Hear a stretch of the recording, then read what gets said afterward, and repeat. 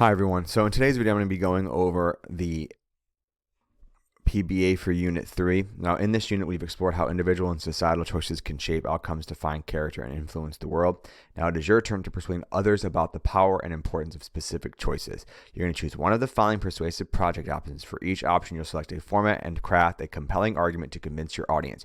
Your goal is to persuade your audience to agree with your stance or take a specific action. Now, when we look at this, you have three options. You have the ripple effect, individual choices. You have societal crossroads, collective decisions, or you have character under pressure, fictional dilemmas.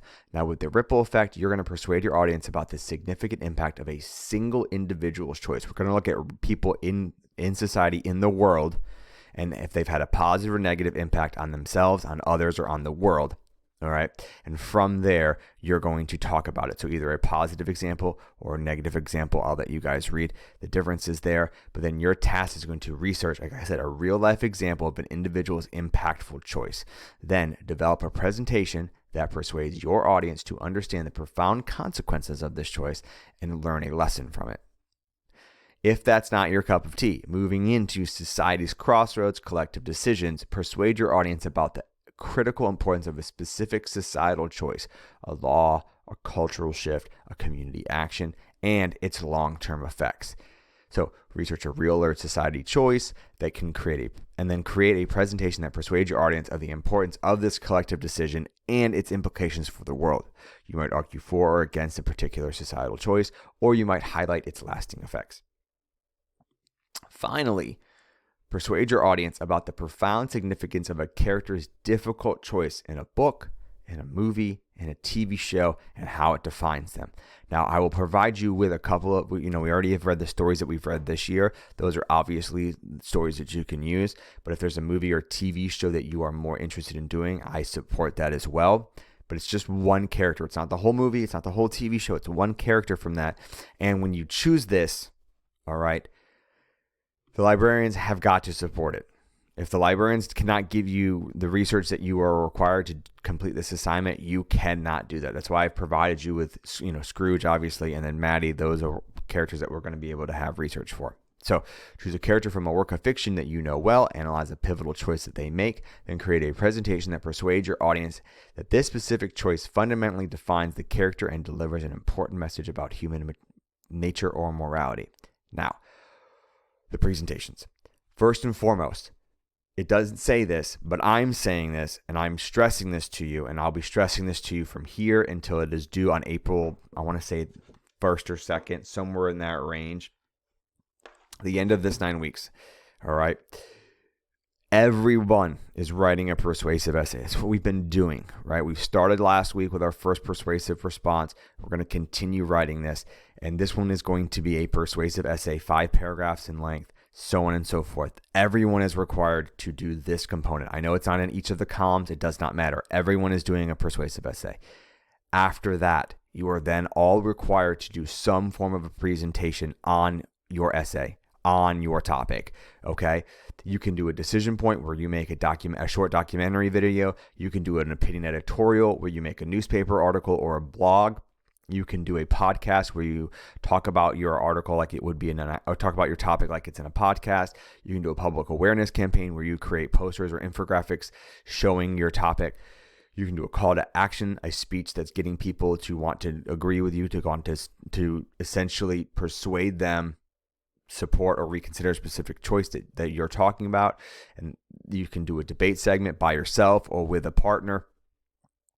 You can do character analysis vlog, and you can do a what if scenario presentation. Now, really the what if scenario presentation and the character analysis, they really kind of fall into the fictional one, but the rest of them I could see us kind of making arguments to fall into each section, although I would really try to just keep this one here and this one here because they just fit. All right. But if both of you guys are doing the same topic, you can do like debate segment or call to action. Like you guys can work together in the presentation thing, but the persuasive essay must be on your own, whatever you are talking about.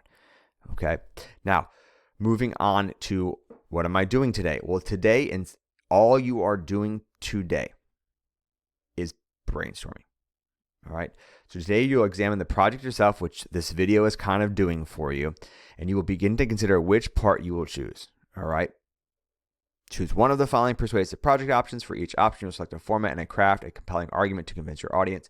Your goal is to persuade your audience to agree with your stance or take specific action. That is the goal of both the presentation and of the essay. Now, as I've said already, you are not stuck with the selection that you make today, but you will be stuck with the selection you make on March 5th or March 6th, because that is when we are going in there and we are actually doing our research. And we're not going back to the library to do more research. So when it comes to the ripple effect and society's crossroads, the librarians have found topics for each section for us already. They've got 5 people that will fit into the ripple effect. They've already looked it up. They are all in the database. They are easy to find. They are easy to research. They've also done society's crossroads, about pretty interesting topics as far as I'm concerned. Like artificial intelligence is definitely something that we've been talking a lot about. People are always interested in extraterrestrial life, so on and so forth. If it comes to the characters under pressure, the fictional one, I have of course said you could do Maddie, you could do Scrooge, but you can also do a character of your own choice. All of these, not a single, you don't have to choose any of these if you don't want to. If you have another topic in mind that you are really, really interested in, let me know. We'll let the librarians know. We'll see if you can research it, if there's things that you have researched, but you're not just going to Google your topics. It's not going to happen. All right. So today, your goal is choose one of the 3 paths. One of the 3 that you want to do. Choose a topic from those 3. Decide on a topic, ideally one of these, but if you've got your own, feel free. And then choose which presentation that you want to do. All right? Which of the presentations are you most likely to do? And then from that, begin brainstorming. What is it that you wanted to talk about? Are you going to talk about the positive impact that they've had? Are you going to talk about a negative impact they've had, et cetera, et cetera? Okay. Finally, just want to go over really quickly next week. Next week, you're going to continue working on this, and your goal is to then compose a paragraph describing the topic that you would like to address in your PBA, and you're going to share that paragraph with me. All right. Why are you interested in this topic? The format you think you might choose for your project. So if you've already brainstormed this stuff now, which is what I just asked you to do a second ago, then you're prepared for next week to write the paragraph. All right. Some of you are go-getters. You can already have written the paragraph if you want to. All right. But it's due for me next week. Now, finally, the last thing I recommend you do is you come over to your Google Drive, which is my drive down here. You come over to your Google Drive, okay? You hit New, you hit Google Docs, and then you type in PBA Brainstorm. And this is where you're going to start brainstorming out, right? You're going to decide on your path. Why are you generating a document? I just want to type path,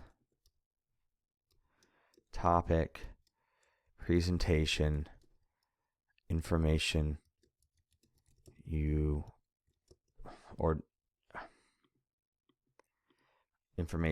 direction you want to take with your topic.